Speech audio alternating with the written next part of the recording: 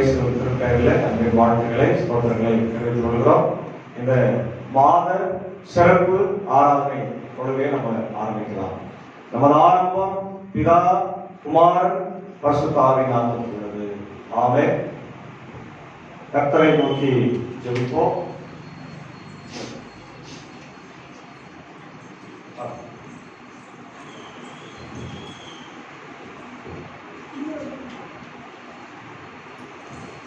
இந்த ஆராதனைக்கு நடத்துனராக திருமதி குமார் சுபாஷ் அவர்கள் தொடர்ந்து இந்த ஆராதனையை நடத்துவார்.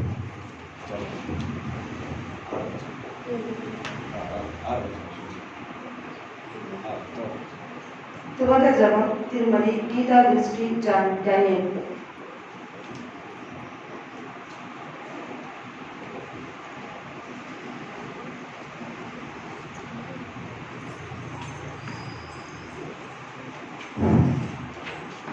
ஜெபிப்போம்.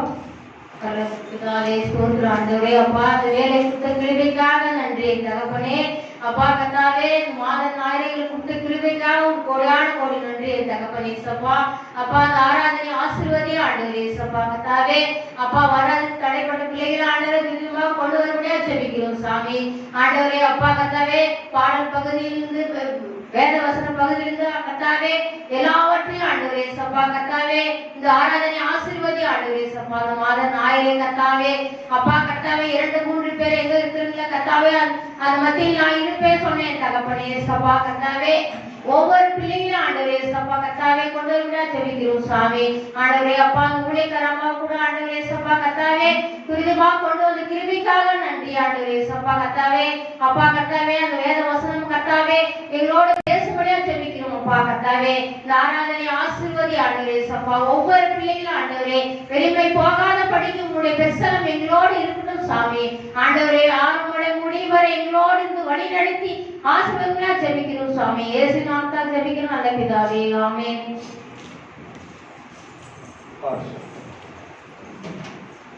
முதல் பாடல் 80.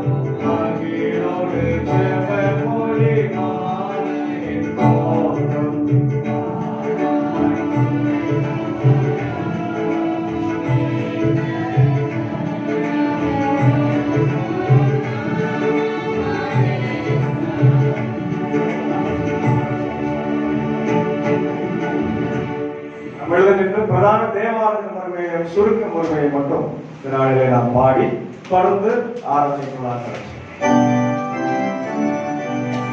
நமது ஆரம்பம் பிதா குமாரன் பரிசுத்தாவின் நாமத்தில் உள்ளது. ஆமென்.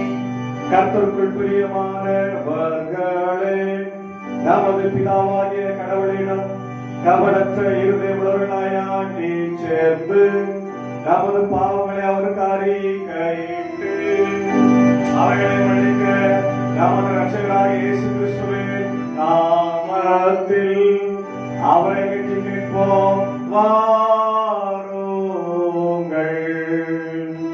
நமக்கு சகாயம் கர்த்தருடைய திருநாமத்தில் உள்ளது. வானத்தையோ பூமியை உண்டாக்கினவர்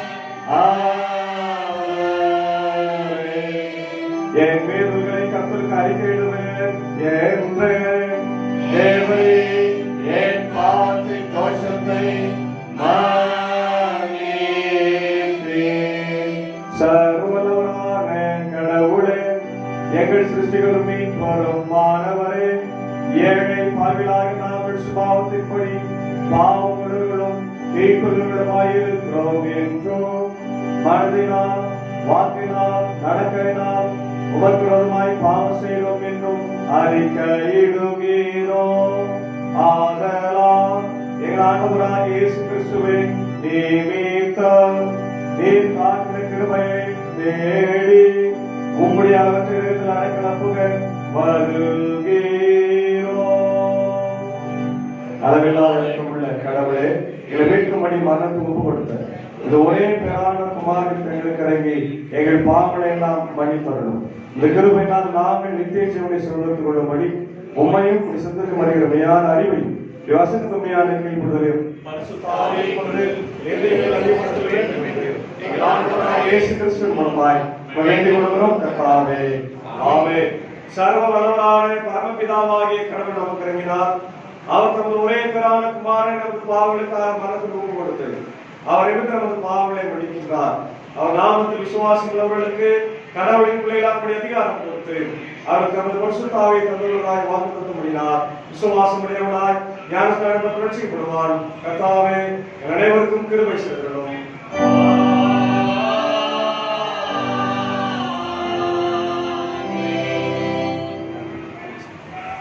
துவக்க ஆராதனை திருமதி கலைச்செல்வி தகரனை.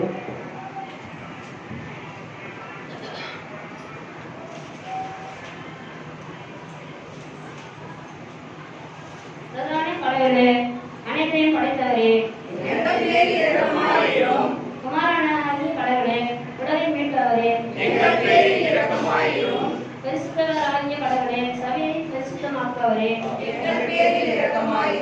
பிதா குமாரன் பரிசுத்தாவியாகிய திரியக கடவுளே, அல்லேலூயா. பரிசுத்த ஸ்தலத்தில் கடவுளை துதியுங்கள்.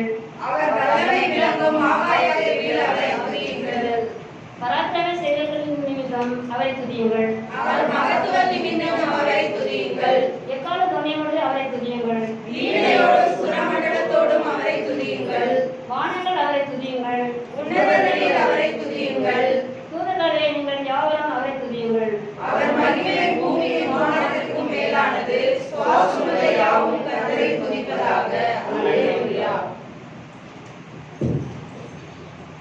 சிறப்பு பாடல் எப்சிபா மாதர் சங்கம்.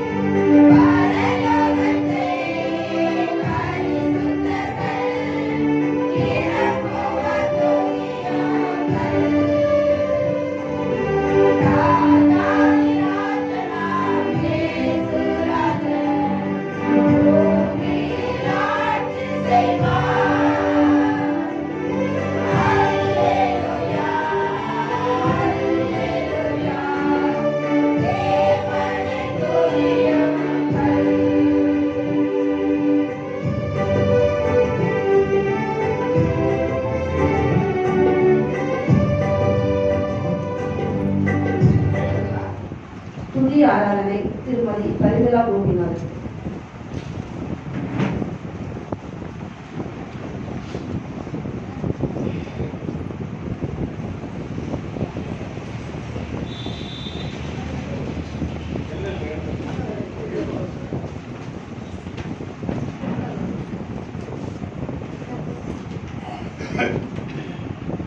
அல்லேலூயா, என் ஆத்துமாவே கர்த்தரை துதி. யாக்கோபின் கடவுளை தன் துணையாக கொண்டிருந்து ஒடுக்கப்படுகிறவர்களுக்கு அவர் நியாயம் செய்கிறார். பார்வையற்றோர் கண்களை கர்த்தர் திறக்கிறார். தோய்ந்து போனவர்களை கர்த்தர் தூக்கி விடுகிறார். அந்நியரை கர்த்தர் காப்பாற்றுகிறார். விழுகிற யாவரையும் கர்த்தர் தாங்குகிறார். சகல உயிர்களின் கண்களும் உம்மை நோக்கி காத்திருக்கின்றன. கர்த்தர் தமது வழிகளெல்லாம் நீதியுள்ளவர். அவர் தமது ஜனங்களுக்கு ஒரு கொம்பை உயர்த்தினார்.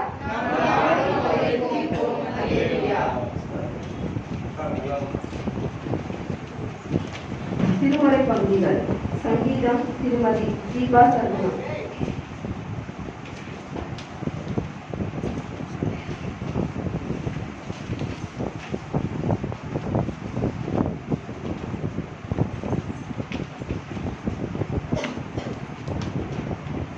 வாசிக்க வேண்டிய சங்கீதம் 116 சங்கீதம் 114.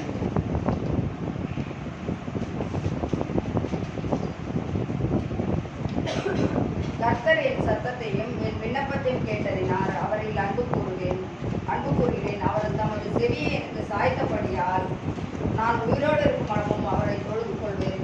மரண கட்டுகள் என்னை சுற்றி கொண்டது. பாதாள இடுக்கண்கள் என்னை பிடித்தது. இக்கட்டின் சஞ்சலத்தையும் அடைந்தேன். அப்பொழுது நான் கர்த்தருடைய நாமத்தை தொழுது கொண்டு, கர்த்தாவே என் ஆத்மாவை விடுவியும் என்று எண்ணினேன். கர்த்தர் கிருபையும் நீதியும் உள்ளவர். தம்முடைய தேவன் மன உருக்கமானவர். கர்த்தர் கபடற்றோர்களை காக்கிறார். நான் மெலிந்து போனேன், அவர் என்னை ரட்சித்தார். என் ஆத்மாவே, கர்த்தர் எனக்கு நன்மை செய்தபடியால் நீ என் நிலைப்பாடுகளுக்கு திரும்பு. என் ஆத்மாவை மரணத்துக்கும் என் கண்ணை கண்ணீருக்கும் என் காலை இடறுதலுக்கும் தப்புவித்தேன்.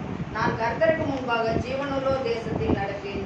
விசுவாசித்தேன், ஆகையால் பேசுகிறேன். நான் மிகுதியும் வருத்தப்படேன். எந்த மனுஷனும் பொய்யன் என்று என் மனக்கலக்கத்திலே சொல்வேன்.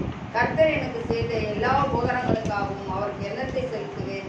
ரட்சிப்பின் பாத்திரத்தை எடுத்துக்கொண்டு கர்த்தருடைய நாமத்தை தொழுது கொள்வேன். நான் கர்த்தருக்கு செய்த பொருத்தனைகளை அவருடைய ஜனங்களுக்கு எல்லாருக்கும் முன்பாக செலுத்துவேன். இதற்காக வாசிக்கிறேன்.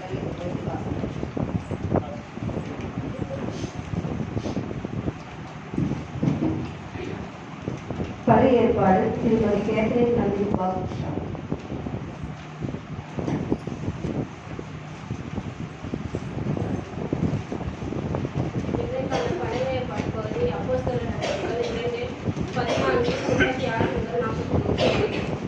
அப்பொழுது பேதுரு 11 கூட நின்று அவர்களை நோக்கி, உரத்த சத்தமாய், யூதர்களே, எருசலேமில் வாசம் பண்ணுகிற ஜனங்களே, நீங்கள் எல்லோரும் அறிந்து கொள்வீர்களாக. என் வார்த்தைக்கு செவி கொடுங்கள். ஆகையினால் நீங்கள் சிலுவையில் அறைந்த இந்த இயேசுவை தேவன் ஆண்டவரும் கிறிஸ்தவமாகவே என்று இஸ்ரவேல் குடும்பத்தார் யாவரும் நிச்சயமாய் அறிய கடவார்கள் என்றார். இதை அவர்கள் கேட்டபொழுது இருதயத்திலே குத்தப்படுவர்களாகி பேதுருவையும் மற்ற அப்போஸ்தலரையும் பார்த்து, சகோதரரே, நாங்கள் என்ன செய்ய வேண்டும் என்றார்கள். பேதுரு அவர்களை நோக்கி, நீங்கள் மனம் திரும்பி ஒவ்வொருவரும் பாவ மன்னிப்புக்கென்று இயேசு கிறிஸ்துவின் நாமத்தினாலே ஞானஸ்தானம் பெற்றுக்கொள்ளுங்கள். அப்பொழுது பரிசுத்த ஆவியின் வார்த்தையை பெறுவீர்கள். வாக்குத்தத்தமானது உங்களுக்கு, உங்கள் பிள்ளைகளுக்கும், நம்முடைய தேவனாகிய கர்த்தர் வரவழைக்கும் தூரத்தில் உள்ள யாவருக்கும் உண்டாகிறது என்று சொல்லி, இன்னும் அநேக வார்த்தைகளால் சாட்சி கூறி மாறுபாடுள்ள இந்த சந்நிதியை விட்டு விலகி உங்களை ரட்சித்துக் கொள்ளுங்கள் ஏற்றுக்கொண்டார்கள். ஞானஸ்தானம் பெற்றார்கள். அன்றைய தினம் ஏறக்குறைய 3000 பேர் சேர்த்துக் கொள்ளப்பட்டார்கள். இதை பணியப்பட்டது ஆசிரியர்.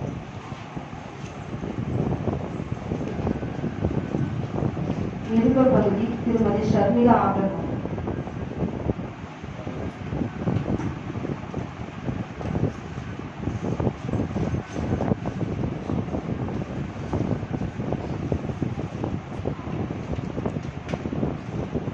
இன்றைக்காக வாசிக்க வேண்டிய இருக்க பகுதி அது 1 பேதுரு 1ஆம் அதிகாரம் 17 to 25 வரை. அன்றியும் பட்சபாதம் இல்லாத அவனுடைய கிரியைகளின்படி நியாயம் தீர்க்கிறவரை நீங்கள் பிதாவாக தொழுது கொண்டு வருகிறபடியால் இங்கே பரதேசியாய் சஞ்சரிக்கும் அளவும் பயத்துடனே நடந்து கொள்ளுங்கள். உங்கள் முன்னோர்கள் பாரம்பரியமாய் நீங்கள் அனுசரித்து வந்த வீணான நடத்தைகளில் நின்று அழிவுக்கு வாசுகளாகி வெள்ளியினாலும் பொன்னினாலும் மீட்கப்படாமல் குற்றமில்லாத மாசற்ற ஆட்டுக்குட்டியாகிய கிறிஸ்துவின் விலையேற பெற்ற இரத்தத்தினாலே மீட்கப்பட்டீர்கள் என்று அறிந்திருக்கிறீர்களே. அவர் உலக தோற்றத்திற்கு முன்னே குறிக்கப்பட்டவராயிருந்து தமது மூலமாய் தேவன் மேல் விசுவாசமாயிருக்கிற உங்களுக்காக இந்த கடைசி காலங்களில் வெளிப்பட்டார்.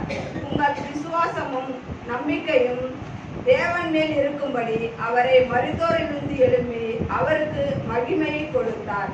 ஆகையால் நீங்கள் மாயமற்ற சகோதரரே சிநேகிதமுள்ளவர்களாகும்படி ஆவியினாலே சத்தியத்திற்கு கீழ்ப்பட்டிருந்து உங்கள் ஆத்துமாக்களை சுத்தமாக்கி கொண்டவர்களாயிருங்கள். இருக்கிறபடியால் சுத்த இருதயத்தோடு ஒருவரில் ஒருவர் ஊக்கமான அன்புள்ளவர்களாயிருங்கள். அழிவுள்ள வித்தினாலே அல்ல, என்றென்றைக்கும் நிற்கிறதும் ஜீவனுள்ளதுமான தேவ வசனமாகிய அழிவில்லாத வித்தினாலே மாறுபடியும் ஜெனிப்பிக்கப்பட்டிருக்கிறீர்களே. மாம்சம் எல்லாம் புல்லை போலவும் மனுஷனுடைய மகிமை எல்லாம் புல்லின் பூவை போலவும் ஆயிருக்கிறது. புல் உலர்ந்தது, அதில் பூவும் உலர்ந்தது. கர்த்தருடைய வசனமோ என்றென்றைக்கும் நிலைத்திருக்கும். உங்களுக்கு சுவிசேஷமாய் அறிவிக்கப்பட்டு வருகிற வசனம் இதுவே என்றார் என்பது இதற்காக வாசிக்க வேண்டிய நிருப பகுதி வாசிக்க.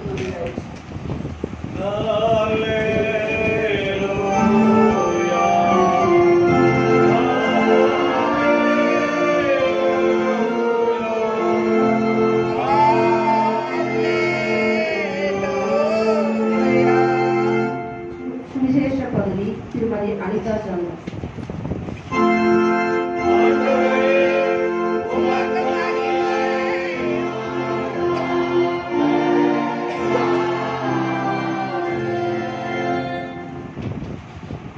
இன்றைக்காக வாசிக்க வேண்டிய சுவிசேஷ பகுதி லூக்கா 24ஆம் அதிகாரம் வசனங்கள் 13 முதல் 35 வரை.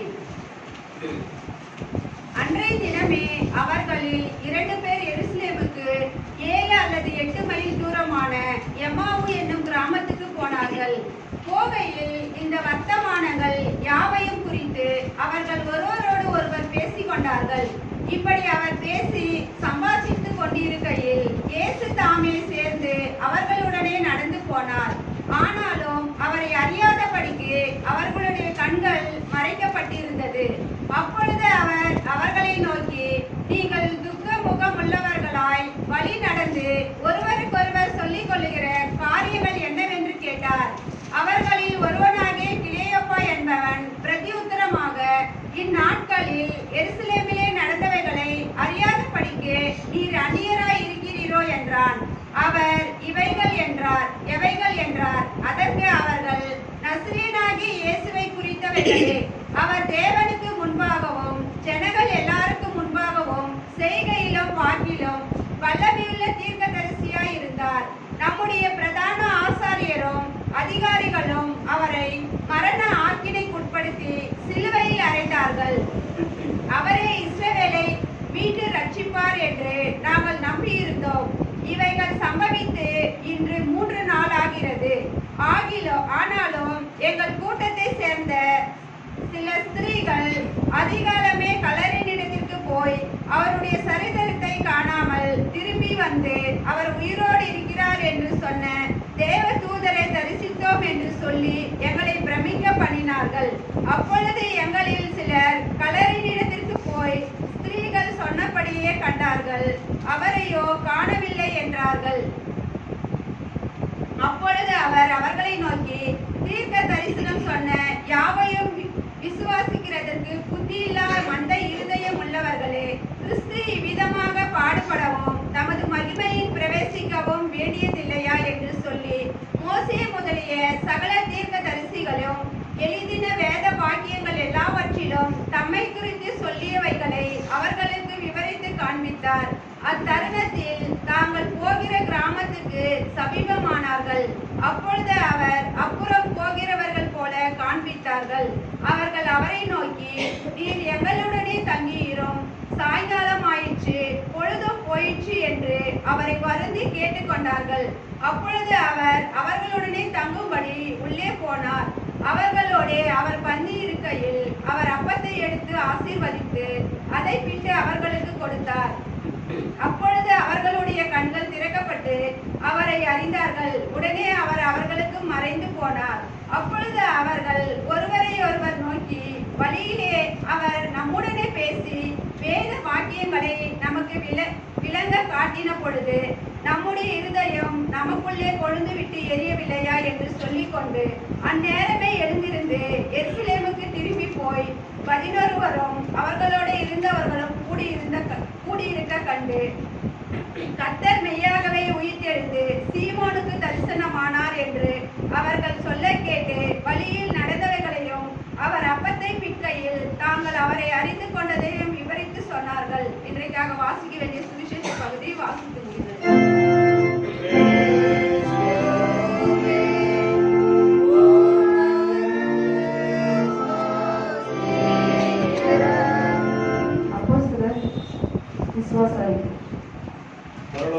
உலகத்தையும் படைத்த சர்வத்துக்கும் வல்ல பிதாவாகிய கடவுளை விசுவாசிக்கிறேன். அவருடைய ஒரே பேரான குமாரனும் நம்முடைய ஆண்டவருமாகிய இயேசு கிறிஸ்துவை விசுவாசிக்கிறேன். இவர் பரிசுத்த ஆவியினால் கர்ப்பத்தில் உட்படுத்தி கன்னிமரியாளிடத்தில் பிறந்து பாடுபட்டு சிலுவையில் அறைந்து மரித்து அடக்கம் பண்ணப்பட்டார். பாதாளத்தில் இறங்கி 3ஆம் நாள் கர்ப்பத்தில் உயிர்த்தெழுந்தார். பரலோகத்துக்கு ஏறி சர்வ வல்ல பிதாவாகிய கடவுளின் வலது வீற்றிருக்கிறார். அவர்களுக்கு முன்னோரும் மருத்துவரும் நியாயத்திற்கு வருவார். பரிசுத்த ஆவியானவரை விசுவாசிக்கிறேன். பொதுவான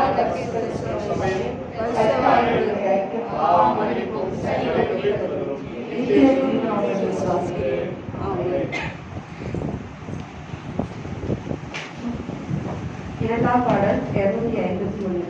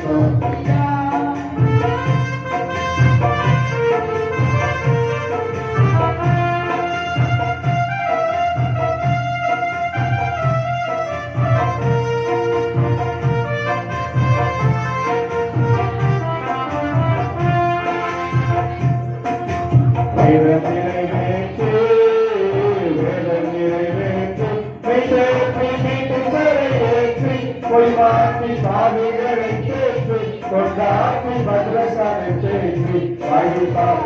ஆமென் அல்லேலூயா, ஆமென் அல்லேலூயா. மகத்துவ தம்புராவரா. ஆமென் அல்லேலூயா. ஜெய ஜெய மகன ஸ்தோத்திரா. ஆமென் அல்லேலூயா. ஜெய ஜெய மகன ஸ்தோத்திரா.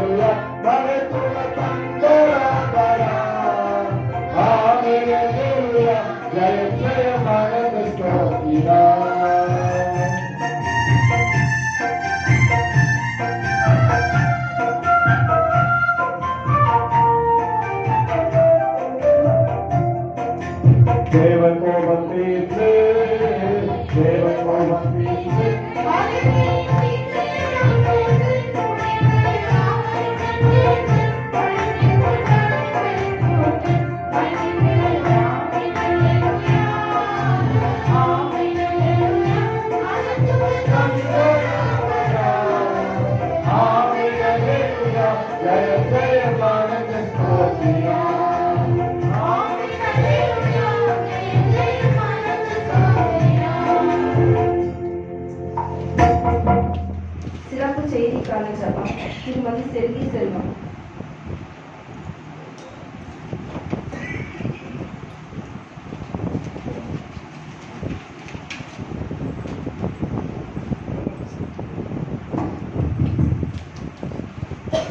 ஜெபிப்போமாக.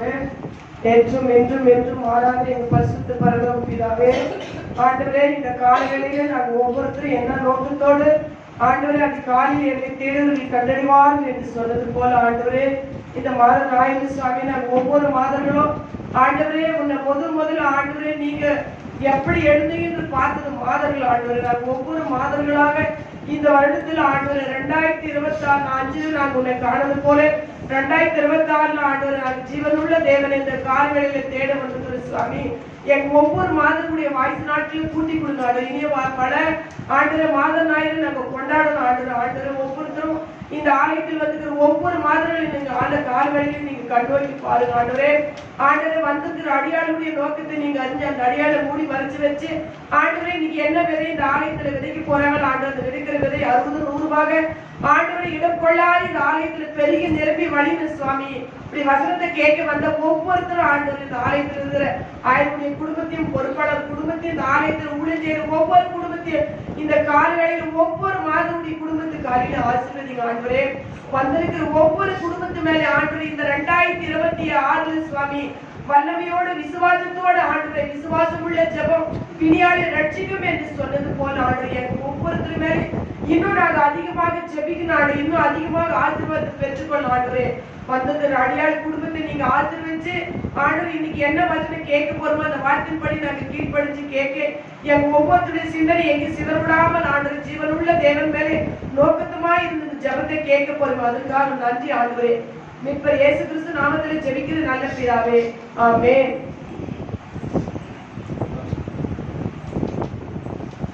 சிறப்பு செய்தி. திருமதி உஷா ராஜ்குமார்.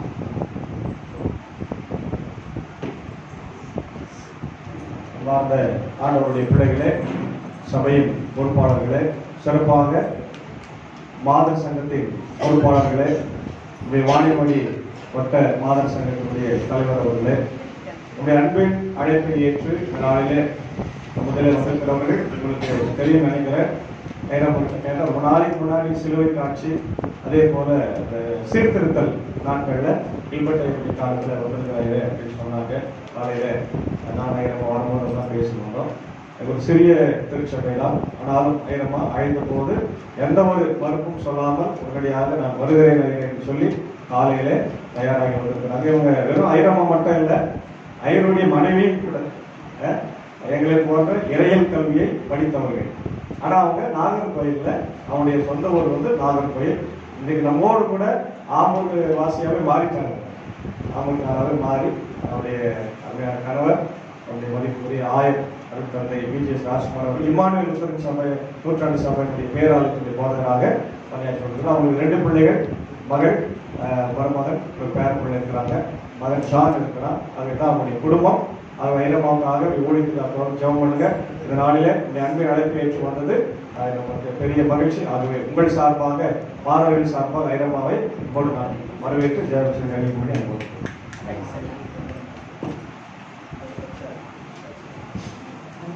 அன்பானவர்களே, இந்த இனிய காலை நேரத்திலே எப்சிபா மாதர் சங்கத்தினராக கூடி மாதர் ஞாயிறாக கொண்டாடி கொண்டிருக்கிற இந்த வேளையிலே உங்களோடு இறை செய்தியை பகிர்ந்து கொள்வதிலே மிகுந்த மகிழ்ச்சியை அடைகிறேன்.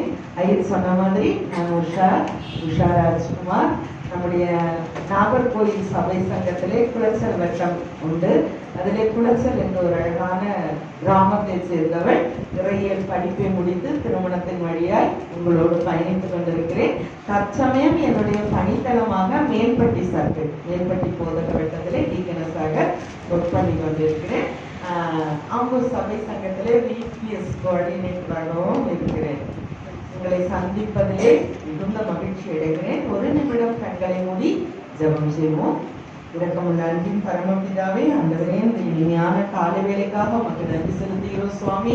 1000 நாளை பார்க்கலும் உங்களுடைய ஆலய பிரகாரத்திலே இருக்கிற ஒரே நாள் நல்லது என்று சங்கீதக்காரன் சொன்னது போல கர்த்தாவே, ஆண்டவரே, எத்தனையோ நாட்கள் எங்களுடைய பணிகளுக்காக, எங்களுடைய குடும்பத்திற்காக நாங்கள் ஓடிக்கொண்டிருந்தாலும் சுவாமி, உங்களுடைய ஆலயத்திலே வந்து உங்களுடைய வசனத்தை கேட்க, ஆண்டவரே, எங்களை நாங்கள் சீர்தூக்கி பார்க்க, எங்களை சீரமைக்க நீ தந்த இந்த வாய்ப்புக்காக உங்களுக்கு நன்றி செலுத்துகிறோம். விசேஷமாய் ஆண்டவரே, மாதர் ஞாயிறாக கொண்டாடப்படுகிற இந்த நேரத்திலே நாங்கள் வசனங்களை கேட்கிறவர்களாக மட்டுமல்ல சுவாமி, கேட்டு மிகுந்த பலனை கொடுக்கிற பிள்ளைகளாய் இருக்கும்படியாய் உங்களுடைய கிருபையின் கரத்தினால் நீர் எங்களை தாங்கி வழி நடத்தியதும் இப்ப இயேசுவின் நாமத்தில் ஜெபிக்கிறோம் எழும் பரமபிதாவே, ஆமென்.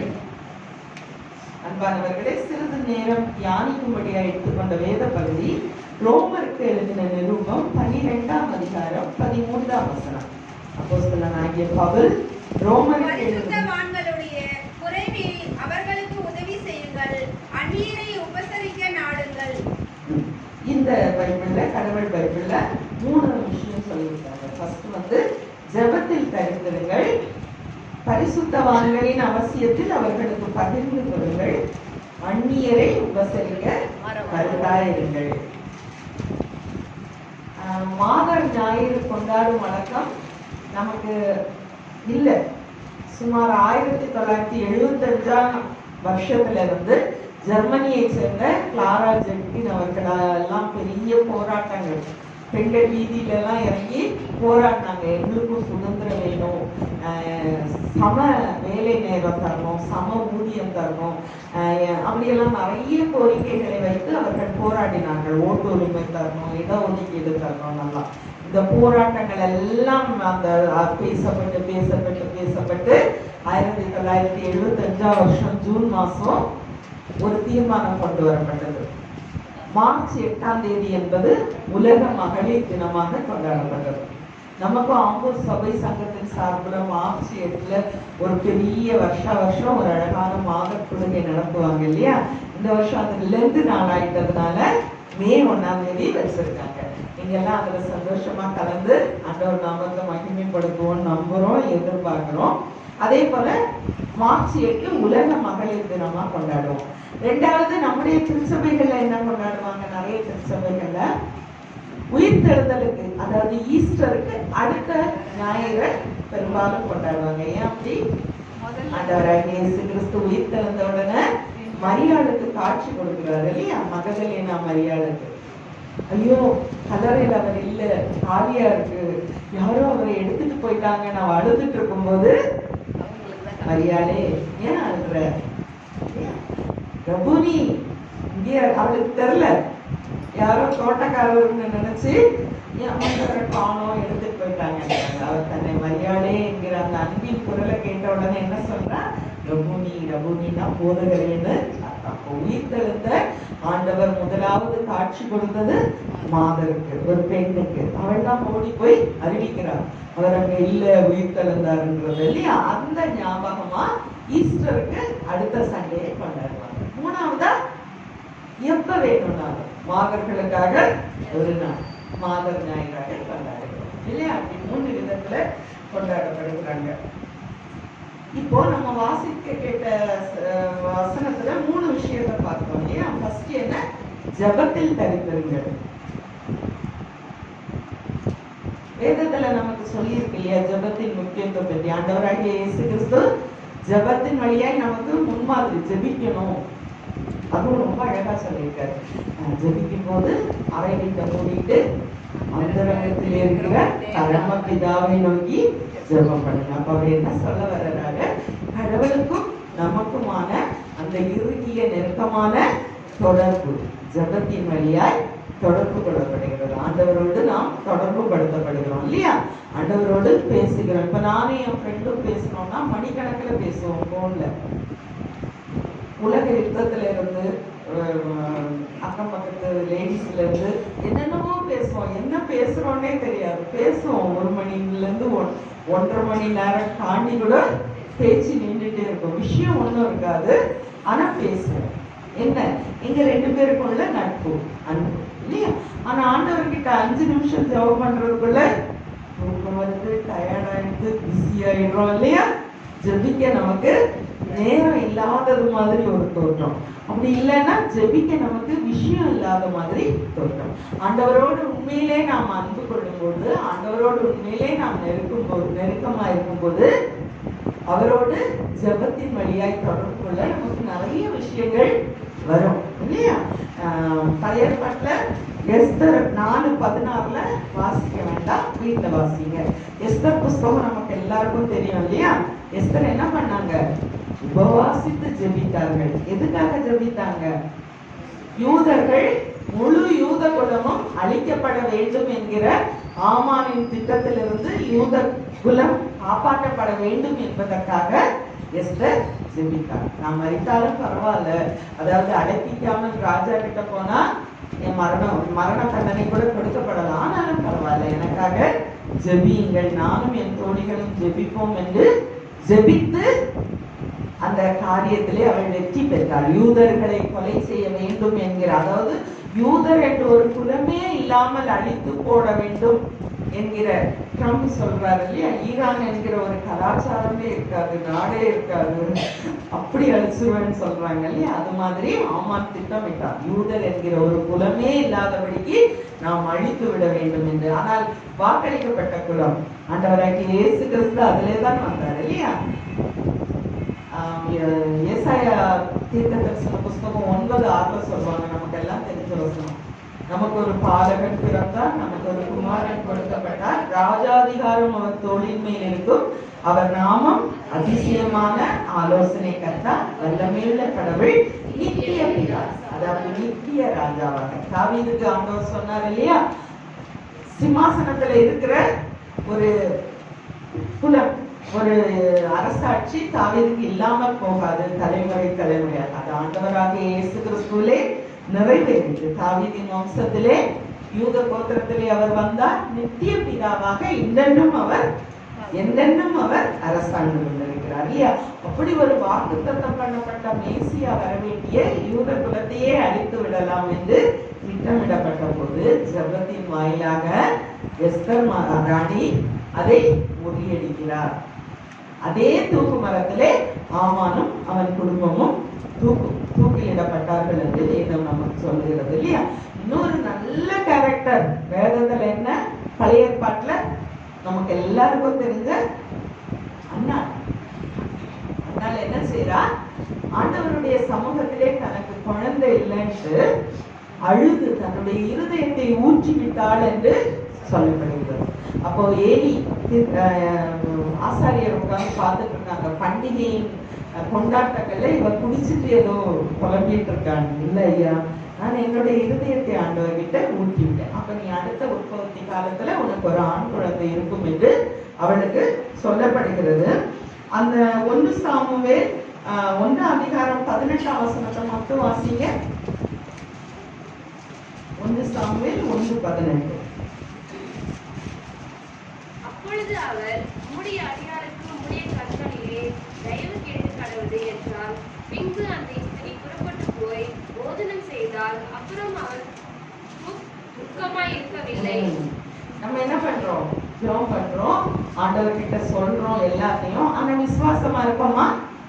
இல்ல இல்லையா? இங்க அண்ணன் என்ன செய்யறா? ஆண்டவருடைய சமூகத்துல ஜெபித்தாச்சு. அவருடைய சமூகத்துல தன்னுடைய இருதயத்தை அவள் ஊற்றி விட்டாள். அதன் பிறகு அவள் துக்கமுகமா இருக்கல. என்னுடைய எல்லா பாரத்தையும் கடவுள்கிட்ட சொல்லிட்டேன், இனி அவன் பார்ப்பார்.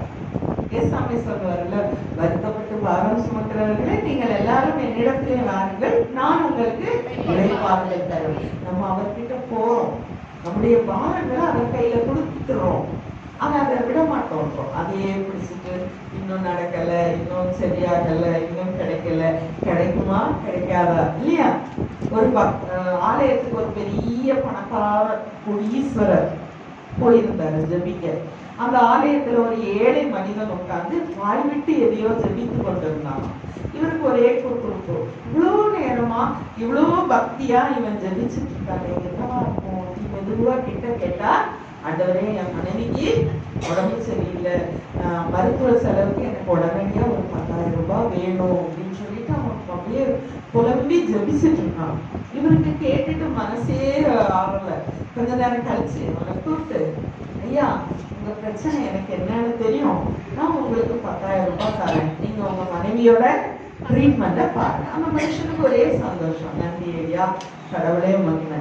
உடனே அவர் என்ன பண்ணாரா, தன்னோட விசிட்டிங் கார்டை எடுத்து கொடுத்து, உனக்கு வேற என்ன உதவி வேணும்னாலும் என்கிட்ட கேளு, நான் செய்யறேன். அப்ப அவர் சொன்னாரா, அந்த ஏழை மனிதர், ஐயா இந்த விசிட்டிங் கார்டு எனக்கு வேண்டாம், இந்த பணம் கடவுள் உங்க வழியா எனக்கு கொடுத்தார், நான் ஜெபித்தேன், அவர் எனக்கு கொடுத்தார். மறுபடியும் எனக்கு என்ன தேவைன்னா நான் கடவுள் கிட்ட கேட்பேன், அவர் எனக்கு உதவி அனுப்புவார். இல்லையா? எவ்வளவு விசுவாசம் இல்லையா? ஜபத்தின் வழியாய் ஆண்டவரிடம் செல்வதை விடுத்து அநேக வேளைகளிலே எந்த மனுஷனை நாம் நாடி செல்லலாம், எந்த மனுஷன்கிட்ட போனா நம்முடைய தேவைகள் பூர்த்தியாகும், நம்முடைய காரியங்கள் சித்தி பெறும் என்று நாம் ஓடிக்கொண்டிருக்கோம் இல்லையா? அன்பானவர்களே, அப்படி அல்ல. அதுவும் குறிப்பா மாதர்கள் ஜபத்தின் வழியாய் நம்முடைய குடும்பத்தை, நம்முடைய வாழ்க்கையை ஊன்ற கட்டுபவர்களாக இருத்தல் அவசியம். நம்முடைய ஜபம்தான் நம்முடைய குடும்பத்தை, நம்முடைய கணவரை, நம்முடைய தந்தையை, சகோதரர்களை, பிள்ளைகளை பாதுகாக்கிற கவசமாய், நம்முடைய குடும்பத்தை ஆசீர்வதிக்கிற காரியமாய். அப்ப நம்முடைய இல்லத்தை நாம் ஜபத்திலே கட்டுபவர்களாக இருக்க வேண்டும். இதுல புதிய ஏற்பாட்டுல அப்போஸ்தல நடவடிக்கைகள் 1:13-14 பார்த்தோம்னா, இயேசுவும் வாசிங்க 1:14.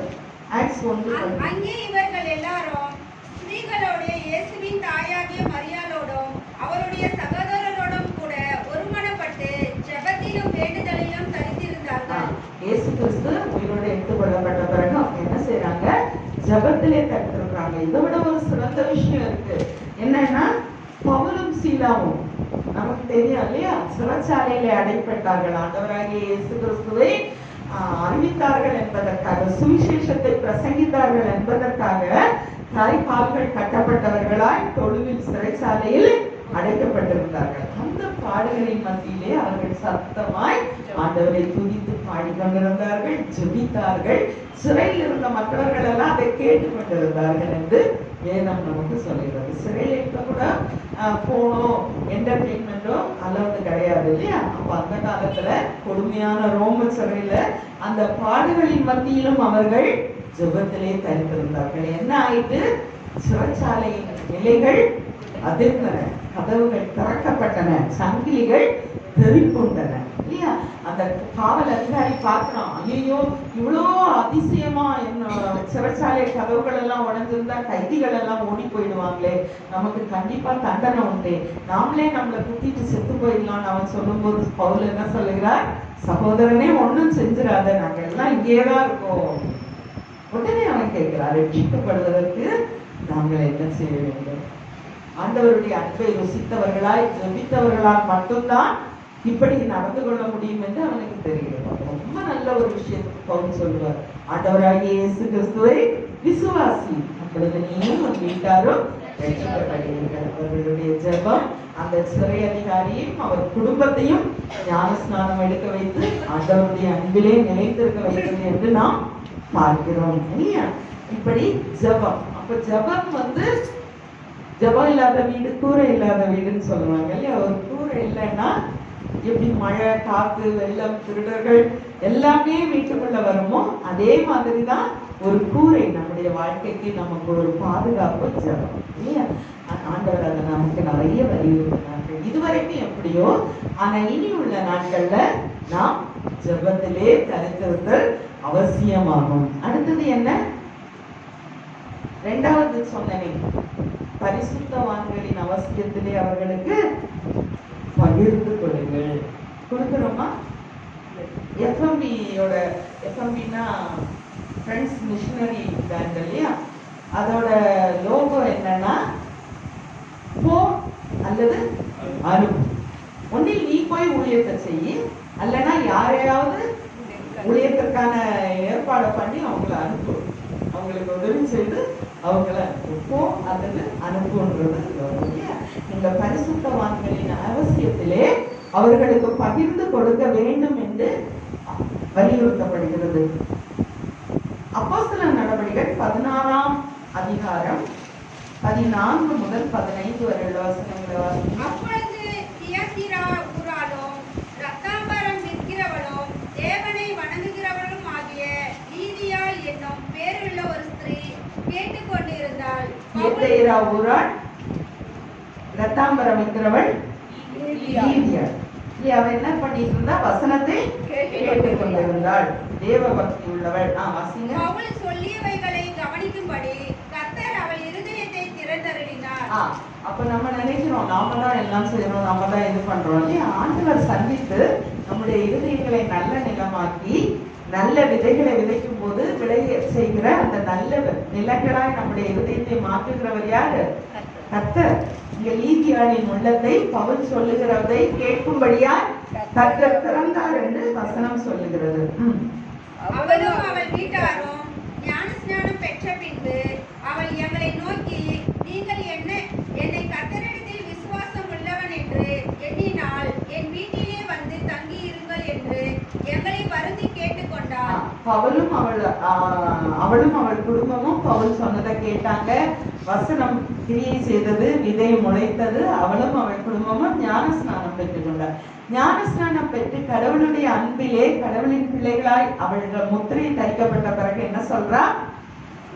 நான் விசுவாசம் உள்ளவள் என்று நீங்கள் எண்ணினால் என் வீட்டுல வந்து தண்ணீர்கள் பெற்றுக்கொண்டார்கள்.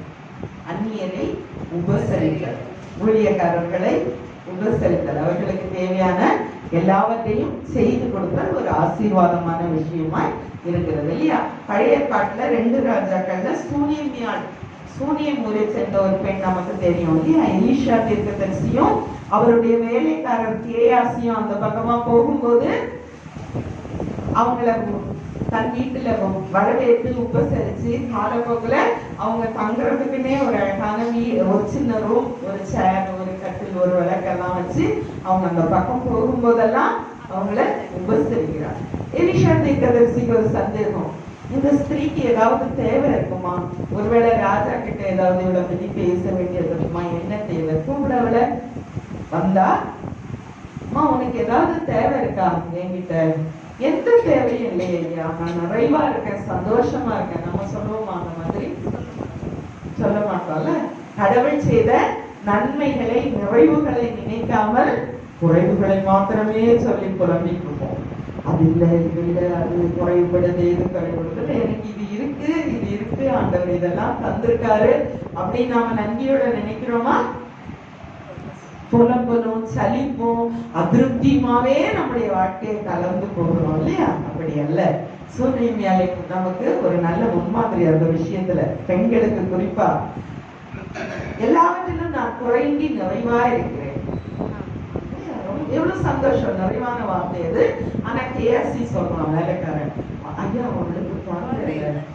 அதை அவர் ஒரு குறையவே சொல்லல. ஆனாலும் தீர்க்கதரிசி உனக்கு ஒரு குழந்தை அடுத்த முறை நான் வரும்போது பிறக்கணும்னு வாக்கு கொடுக்கிறார். அதே போல குழந்தை பிறக்கிறான்.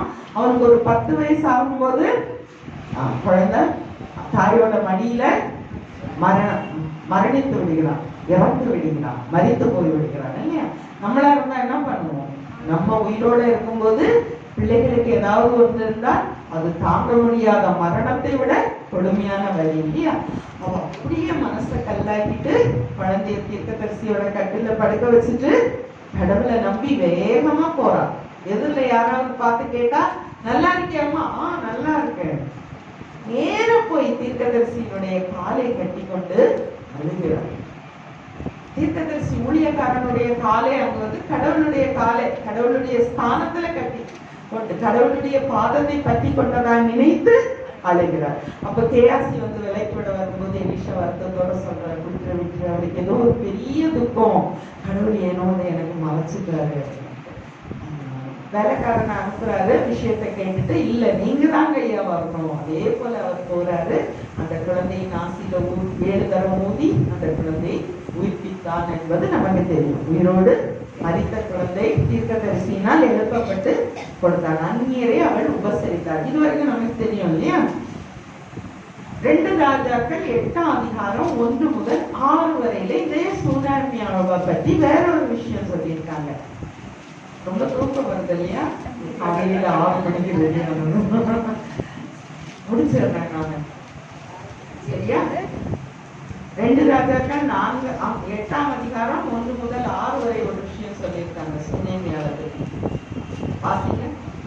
எலிசா தன் உயிர்ப்பித்த பிள்ளையின் தாயாகிய ஸ்திரீயை நோக்கி, நீ வீட்டாரோடு கூட எழுந்து புறப்பட்டு போய் எங்கேயாகிலும் சஞ்சரி, கர்த்தர் பஞ்சத்தை வருவிப்பார். தேசத்துல பஞ்சம் வரப்போகுதுன்னு தீர்க்கதரிசிக்கு வெளிப்படுத்தப்படுது.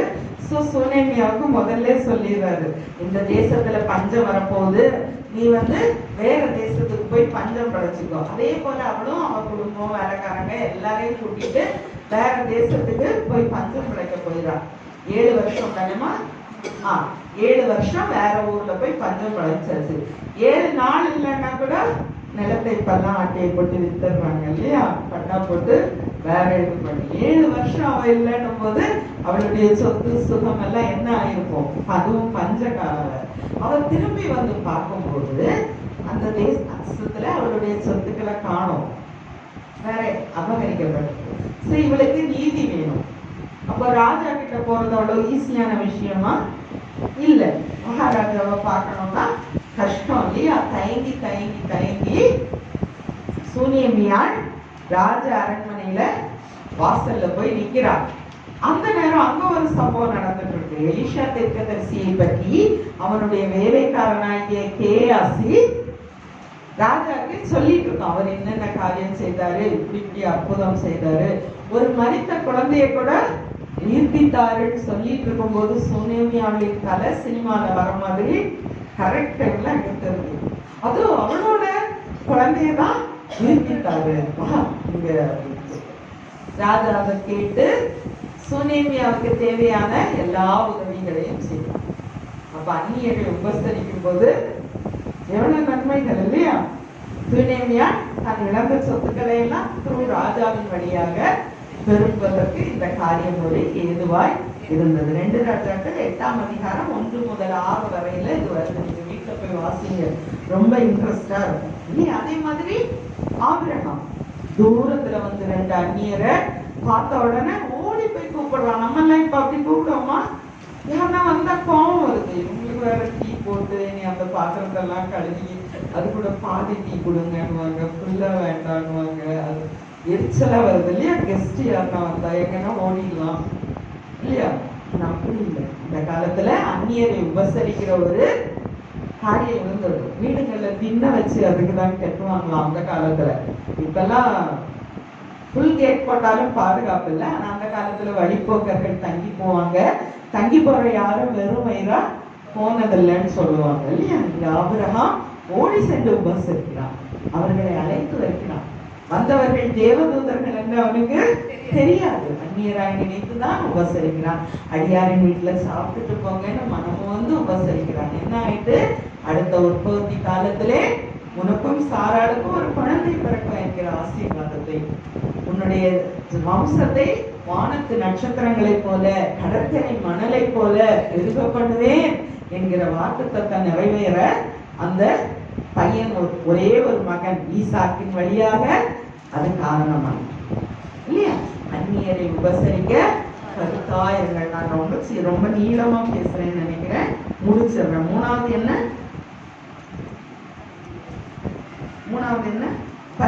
ரெண்டாவது பரிசுத்தவான்களின் அவசியத்திலே அவர்களுக்கு பகிர்ந்து கொடுங்கன்னு பார்த்தோம் இல்லையா? மூணாவது அந்நியரை உபசரிக்க கருத்தாயிருங்கள். ஒரே ஒரு விஷயத்தை மட்டும் சொல்லி நான் முடிச்சிடுறேன். வேதத்துல நியாயாதிபதிகள் 13ஆம் அதிகாரம் 15-16 வசனத்துல மனோவாவின் மனைவியை பத்தி சொல்லியிருக்காங்க.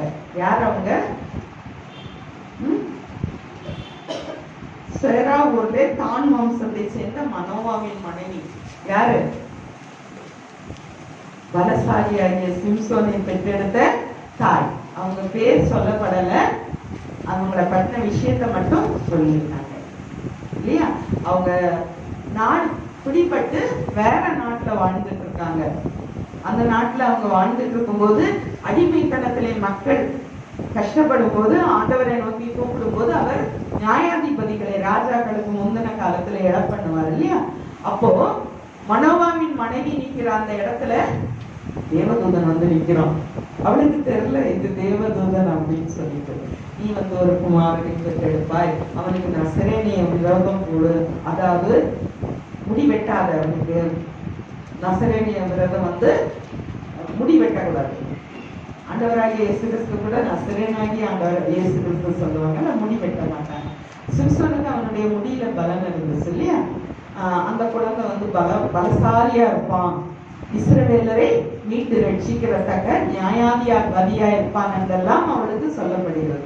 ஓடி போய் கணவர்கிட்ட சொல்றா, ஒருத்தர் வந்து இப்படி சொன்னாருன்னு உடனே ஐயோ யார் இது எனக்கு தெரியல, அவனுக்கு கொஞ்சம் பயமா இருக்கு. அடுத்த முறை வந்தா நான் கூட்டிட்டு வரேன். அதே மாதிரி தேவதூதன் மனவா கிட்ட போகல, மனைவி கிட்டதான் போறாரு. அவள் தைரியமான பெண்ணா இருந்திருக்கிறார் இல்லையா? நிறைய வேலைகள்ல சொல்லுவாங்க இல்லையா? வீட்டுல பெண்கள் குணசாலிகளாய் தைரியசாலிகளாய் இருக்கும்போது குடும்ப நிர்வாகம் சிறப்பா இருக்கும்னு சொல்லுவாங்க இல்லையா? வழி நடத்துதல் சரியா இருக்கும். அதாவது ஒரு மரம் ரொம்ப செழிப்பா இருக்கு, நிறைய கனிகளை கொடுக்குதுன்னா என்ன அர்த்தம்? அதனுடைய வேர் பூமிக்குள்ள போயிட்டு சத்துக்கள் நீரெல்லாம் முடிஞ்சு மரத்தை செழிப்பாரு. வேரோட பனி வந்து வெளியே தெரியாதுதான், ஆனா அந்த மரத்தின் தோற்றத்துல நாம தெரிந்து கொள்ளலாம். இதற்கான அடிப்படை வேர் தான். அதே மாதிரி குடும்பத்துல அடிப்படை வந்து பெண்கள் தான், வேர்கள் பெண்கள் இல்லையா? அவங்களோட உழைப்பு தியாகம் எல்லாம் வெளியில தெரியாம போகலாம், ஆனா கண்டிப்பா நம்முடைய குடும்பம் சிறப்பும் சீருமா இருப்பதற்கு நம்முடைய ஜபங்கள், நம்முடைய பகிர்ந்தளிப்புகள், திருச்சபைக்கு எல்லா திருச்சபையிலையும் எங்க ஊர்லயும் சரி எந்த ஊர்லயும் சரி திருச்சபையில 3/4 மேல பெண்கள் தான் இருப்பாங்க. ஏன் ஆண்களுக்கு ஆண்டவர் மேல விருப்பம் இல்லைன்னு அர்த்தமா? அப்படி இல்லை. ஆனாலும் ஆண்களை விட பெண்கள் தான் ரொம்ப உற்சாகமா ஆண்டவருடைய வார்த்தையை கேட்கணும், வசனத்தை கேட்கணும், ஜெபிக்கணும்னு வருவாங்க இல்லையா? இங்க வந்து மனோவாவின் மனைவி மறுபடியும் அந்த தூதன் வந்த உடனே அவர் அப்படியே விட்டுட்டு ஓடி போய் கணவனை கூட்டிட்டு வரா. நான் அன்னைக்கு சொன்னல ஒருத்தர் வந்தாரு, அவர் வந்து அவரோட சந்தேகத்தை எல்லாம் கேட்கிறாரு. மனைவி கிட்ட இப்படி எல்லாம் சொன்னீங்களாமே? ஆமா, அவனுக்கு ஒரு குமாரன் பிறக்க போறான், அவன் வந்து இஸ்ரவேலரை நியாயம் தீர்ப்பான் எல்லாம் சொல்றாரு. அப்போ நான் வந்து உங்களுக்கு ஒரு காணிக்கை படைக்கிறேன், நீங்க சாப்பிட்டு போனோம்னு கேட்கிறாரு. நான் இங்க எதுவும் சாப்பிட மாட்டேன், நீ ஏதாவது படைக்கணும்னு உனக்கு தோணுச்சுன்னா கர்த்தருக்கு பலியிடுன்றான். அதே மாதிரி இவன் பலியிடும் போது அந்த பலி நெருப்புல ஏறி அந்த தேவதூதன் வானத்தை நோக்கி போனான் அப்படின்னு சொல்லிட்டு வசனம் சொல்லுது. எப்படி இருக்கும்ல? அப்பதான் அவனுக்கு தெரியும், ஐயோ நம்ம பார்த்தது தேவதூதன், அவர் நாமம் அதிசயமானவர் என்று அங்கு சொல்லப்படுகிறது. அந்த அதிசயமான கர்த்தரை நாம் கண்டோமே, என்ன ஆகுமோன்னு எல்லாம் மனோவா பயந்து நடுகிறாரு. மனைவி சொல்றாங்க, இல்ல இல்ல ஒன்னும் இல்ல, அப்படின்னா நமக்கு முதல்ல ஏதாவது ஆயிருக்கும்ல, தைரியமா இருந்து அவங்க அவரை திடப்படுத்துறாங்க. அப்ப அந்த அந்நியரை உபசரிக்கிறாங்க, சாப்பிடுங்க. அவங்களுக்கு வாக்களிக்கப்பட்டது போலவே இஸ்ரவேலிலே பெரிய பலசாலியான நியாயாதிபதியாகிய சிம்சோனை அவள் பெற்றெடுத்தாள் என்று வசனம் சொல்லிடுறாங்க. அப்போ 3 விஷயத்தை பத்தி பார்த்தோம் இல்லையா? ஜெபத்துல தரித்திருங்க, பரிசுத்தவான்களோட அவசியத்துல அவங்களுக்கு பகிர்ந்து கொடுங்கள், அந்நியரை உபசரிக்க மறவாதீர்கள். நம்முடைய ஆண்டவராகிய இயேசு கிறிஸ்து இந்த உலகத்துல வாழ்ந்த நாட்கள்ல எல்லாவற்றுக்கும் நமக்கு முன்மாதிரியா இருந்தார். ஜெபம் பண்ணுங்க அப்படி சொல்லல, அவர் அதை செய்து காட்டினார். ஆண்டவரோடு இரத்தத்தின் துளிகளாக வேர்வை மாறும் அளவுக்கு வேதனையோடு ஆண்டவரோடு இணைந்திருந்தார். அவர் ஒவ்வொரு நேரத்திலும் ஜெபித்தார் இல்லையா? இல்லையா?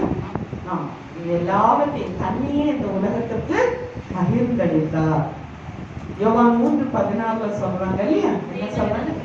ஒருவரும் கெட்டு போகாமல் நித்திய ஜீவனை அடையும்படிக்கு தேவன் தம்முடைய ஒரே பேரான குமாரனை தந்தருளி இவ்வளவாய் உலகத்திலே அன்பு கொண்டார். கடவுளுடைய அன்பு ஆண்டவராகிய இயேசு கிறிஸ்துவாய் இந்த உலகத்திலே வந்தது. நாம் ஒருவரும் கெட்டு போகாமல் அவரிலே நிலைத்திருக்கும்படி, அவர் தருகிற ஒவ்வொரு நாட்களையும் மகிழ்ச்சியாய் அவரிலே கழித்திருக்கும்படி அவர் வந்தார். நான் போவது உங்களுக்கு நலம், நான் போய் உங்களுக்கு ஒரு ஸ்தலத்தை ஆயத்தம் பண்ணி வந்து உங்களை அழைத்து செல்வேன். ஆனா நம்ம என்ன நினைக்கிறோம்? இந்த உலகம் நமக்கு நிரந்தரம், நம்ம இங்கதான் தங்க போறோம், இங்க வீடு கட்டணும், நமக்கு, நம்ம பிள்ளைங்களுக்கு, நம்ம பேர பிள்ளைங்களுக்கு, அவங்களோட பிள்ளைங்களுக்கு நம்மளால எவ்வளவு சேர்த்து வைக்க முடியுமோ சேர்த்து வச்சிடணும். இது நிரந்தரம்ன்ற ஒரு மாயை நமக்கு இருக்குது இல்லையா? ஆண்டவர் அழகா சொல்றாரு, உங்கள் பொக்கிஷங்களை பரலோகத்திலே சேர்த்து வைக்கீங்க. ஆகவே அன்பானவர்களே, இந்த உலக தேவைகளுக்கான ஓட்டத்திலே நம்முடைய காலத்தை வீணாக்கி விடாமல் ஆண்டவராகிய இயேசு கிறிஸ்துவை ஜெபத்திலே பற்றிக் கொள்வோம், அவரிலே நிலைத்திருப்போம். அழகா சொல்வார் இல்லையா? நானே திராட்சை செடி, நீங்கள் கொடிகள், என்னிலே நிலைத்திருங்கள், மிகுந்த கனிகளை கொடுப்பீர்கள் இல்லையா? அவரிலே நிலைத்திருப்போம்.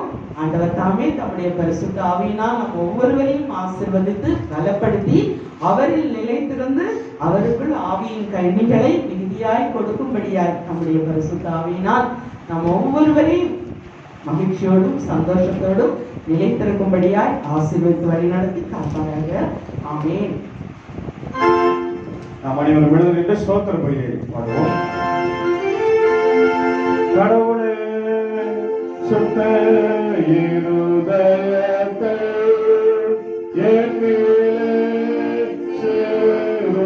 செலுத்தியும், இறைவனமான ஆவியை என் உள்ளத்திலே புதுப்பியும், உமது சமூகத்தில்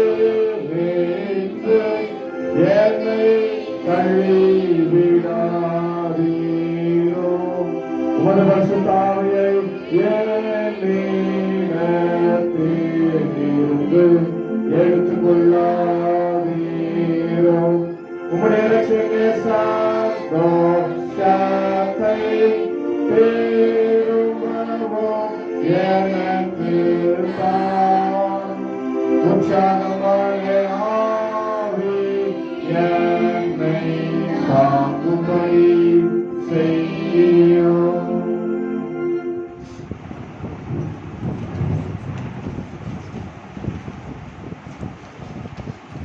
பாவரிசை திருமதி வாசிக்கு அலைசங்கர்.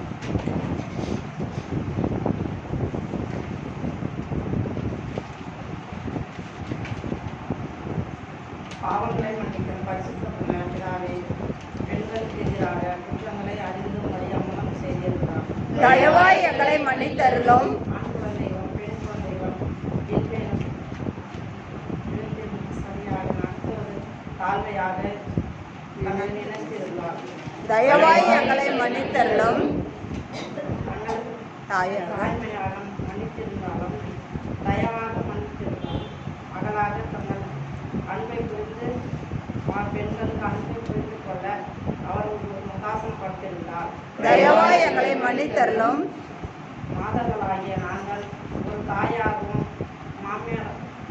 மாமியாராகவும் மருமகளாகவும் மருமகளாகவும் தாயாகவும் தங்களை செய்துடன் கடமைகளை செய்திருந்தார். தயவாய் எங்களை மன்னித்தருளும். பெண்களுக்கு பெண்கள் எதிராக என்று உதாசனப்படுத்தி தாயாகவும் பிற பெண்களை இழிவாய் நடத்தியது தயவாய் எங்களை மன்னித்தருளும். இயேசு கிறிஸ்துவின் பாடுகளை கண்டோம். குற்றங்களை மன்னித்தருளும் பிதாவே. ஆமென். அர்ப்பணிப்பு ஜெபம். திருமதி ரீனா இமாஜினேட்டிங் அவர்கள்.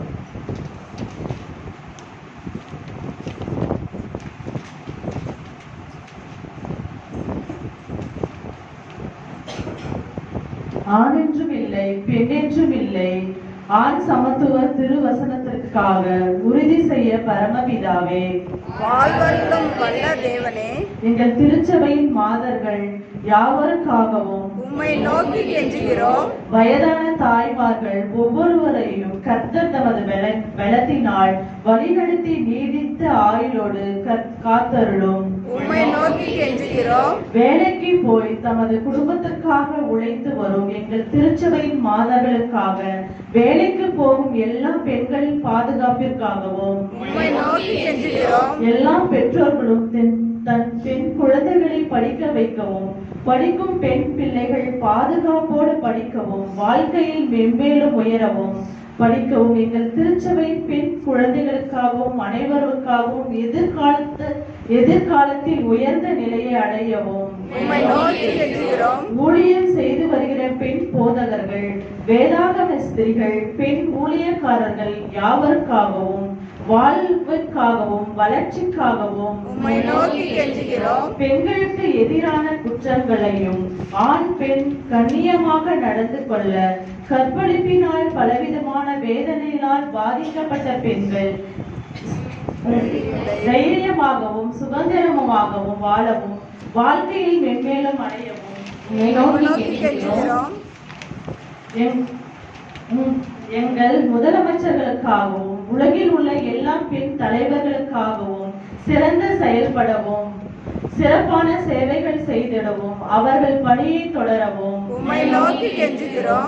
கர்ப்பிணி பெண்கள் சுக பிரசவத்தை காணவும், திருமணத்திற்காக காத்திருக்கும் பெண்களுக்கு நல்ல வாழ்க்கை துணை அமையவும், பெண் அடிமைத்தனம் நீங்கவும், வரதட்சணை கொடுமை நீங்கவும், சகல துறைகளில் பெண்கள் சிறந்த விளங்கவும், உலகம் முழுக்க உள்ள எல்லா பெண்கள் வாழ்க்கையில் முன்னேற்றம் காணவும், விதவைகள், கைவிடப்பட்ட பெண்கள், அனாதையாக்கப்பட்ட பெண்கள், பிள்ளைகள் யாவரும் உமது வழிநடத்துதலில் பாதுகாப்போடு முன்னேறி செல்லவும்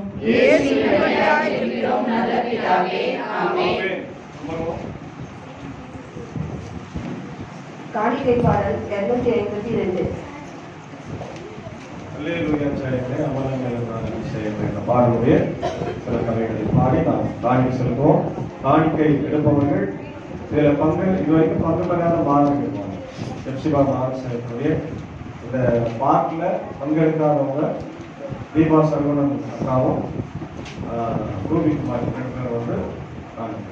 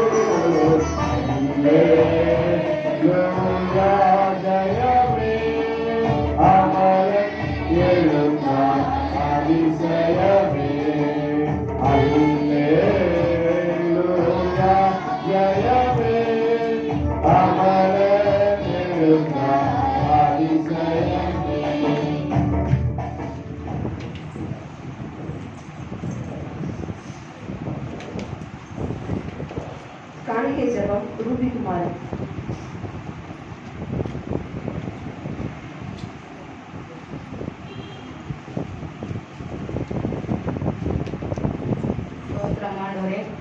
காலை வேலைக்காக உங்களுக்கு கொடா கோடி நன்றி ராஜா. அன்புள்ள எங்கள் பரமபிதாவே தவப்படி இந்த மாதம் ஞாயிறை கூடி சேர்த்ததுக்காக உங்களுக்கு கொடா கோடி நன்றி ராஜா. இந்த காணிக்கைகளை ஆசீர்வதி ராஜா. பொற்பாளர்களை ஆசீர்வதி, சிறு பிள்ளைகளை ஆசீர்வதி, மாதர்களை ஆசீர்வதி, அவங்க உழைப்பைகளை ஆசீர்வதி ராஜா. ஏசப்பா இந்த கால வேலைக்காக நன்றி ராஜா. ஊழியத்தை செய்கிற ஐருக்கு ஆசீர்வதி ராஜா. இயேசு கிறிஸ்துவின் நாம் ஜீவன நல்ல பிதாவே, ஆமென்.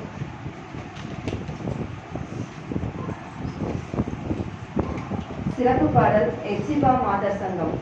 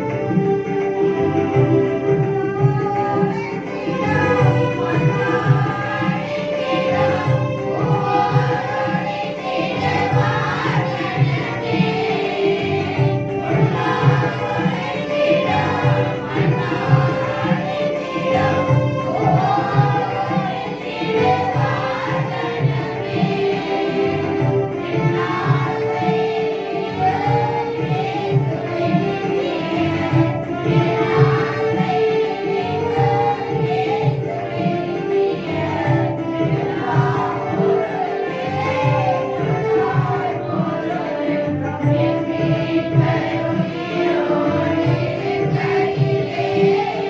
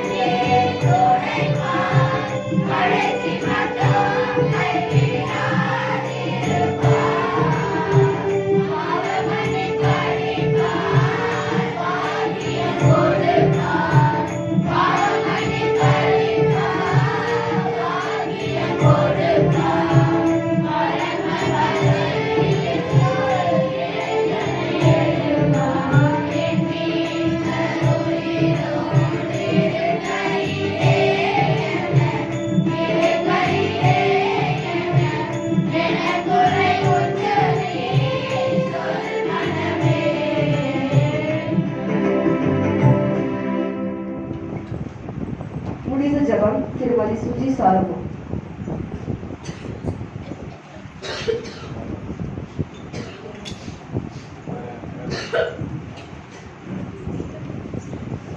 அவனை ஒரு மனிதன் என்று ஜபித்து கர்த்தருடைய ஆசீர்வாதத்தை நாம் பெற்றோம். சர்வத்திற்கும் வல்ல கடவுளை நாங்கள் உறுதியான விசுவாசத்தில் உமக்கு ஊழியம் செய்யவும் உம்முடைய நாமத்தை அறிக்கையிடுவதில் முடிவு பறிந்து நிலைத்திருக்கும் வார்த்தை கட்டப்படாமல் அதன் தன்மைக்கு ஏற்றபடி தாராளமாய் கிறிஸ்துவனுடைய பரிசுத்த ஆண்டவரை ஜனத்திற்கும் மகிழ்ச்சிக்கும் வளர்ச்சிக்கும் பிரசங்கிப்படும்படி உடைய பரிசுத்த ஆவியானவரையும் பரத்திலிருந்து